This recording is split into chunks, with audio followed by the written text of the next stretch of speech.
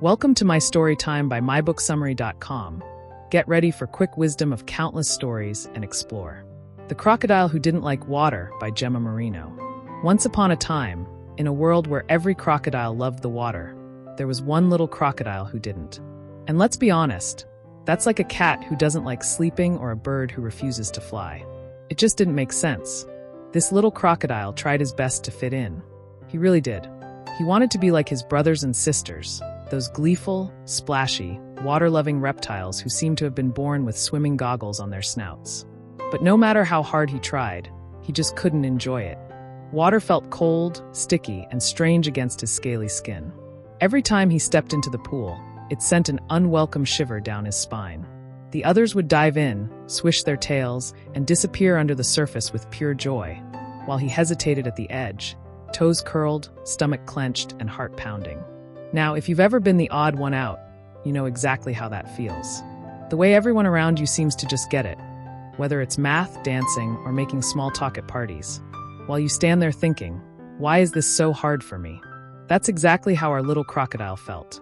But he wasn't about to give up just yet. The problem with being different. Determined to fit in, he decided to take matters into his own claws. If he was going to be like everyone else, he needed to learn how to love water. So he gathered all his courage, saved up his tiny crocodile coins, and bought a swim ring. Yes, a swim ring.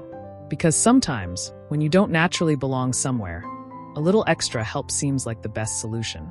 With his bright red flow tie snug around his waist, he stepped toward the pool where his brothers and sisters were already playing.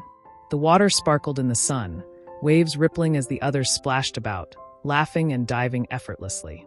"All right," he muttered to himself, adjusting his flow tie. "This time I've got this."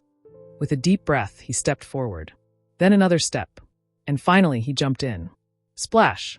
And gasp! It was awful. Terrible. A disaster. Water rushed up his nose, his flow tie wobbled unsteadily, and worst of all, his body just wouldn't stay afloat properly.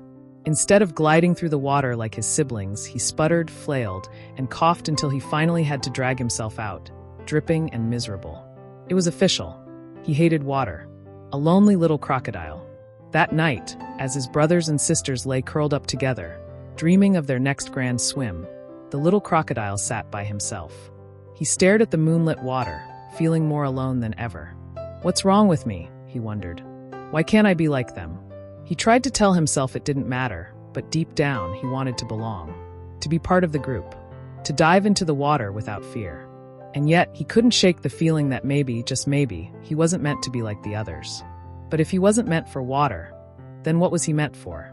A surprising discovery. One day, while his siblings were happily playing in the river, the little crocodile found himself wandering alone. He walked past the trees, over the hills, and through a patch of tall grass. It was peaceful here, no splashing, no pressure to swim, just fresh air and warm sunshine. Then, out of nowhere, something weird happened. His nose tickled, his throat tingled, and then achoo! A tiny flame shot out of his mouth. Wait, what? The little crocodile blinked. That couldn't be right. Crocodiles don't breathe fire. That's not a thing. Or was it? He tried again. This time, a small puff of smoke curled into the air. That's when it hit him. He wasn't a crocodile at all. He was a dragon. A fire-breathing dragon. Becoming who you're meant to be. Suddenly, everything made sense. No wonder he didn't like water. It wasn't his element. No wonder he always felt out of place. He was out of place. He had spent so much time trying to fit in, trying to be like the others, that he never stopped to consider that maybe, just maybe, he wasn't supposed to. Excited, he ran back to the river where his siblings were still splashing about. "I figured it out," he cried. "I know why I don't like water." His brothers and sisters turned to look at him. "Because you're a bad swimmer?" one of them asked. "No," he said, grinning. "Because I'm not a crocodile. I'm a dragon." They stared at him. Then, with a deep breath, he let out a mighty whoosh of fire into the sky. The others gasped. "Whoa, that's actually kind of cool," one of them admitted. He beamed. For the first time ever, he wasn't trying to be like them. He was just being himself. And it felt good. Final thoughts. Embracing your inner dragon.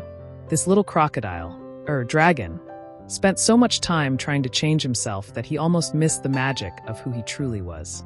And isn't that true for so many of us? How often do we try to fit into spaces that weren't meant for us? How often do we force ourselves to love things that just aren't our thing, simply because we feel we should? But the truth is, we're not all meant to be the same. Some of us are meant for water, and some of us are meant for fire. Some of us thrive in quiet corners, and some shine in the spotlight. Some love numbers, while others love words. And that's okay, because the world needs all kinds of creatures, crocodiles and dragons. So if you've ever felt like you don't belong, like you're the odd one out, or like you're failing at something that comes so easily to everyone else, take a step back. Maybe you're not failing. Maybe you're just trying to be a crocodile when you were meant to be a dragon all along.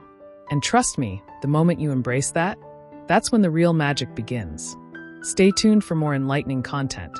Head over to www.mybooksummary.com. Don't forget to subscribe and share the magic with friends, and let's grow together through the power of books and interesting stories.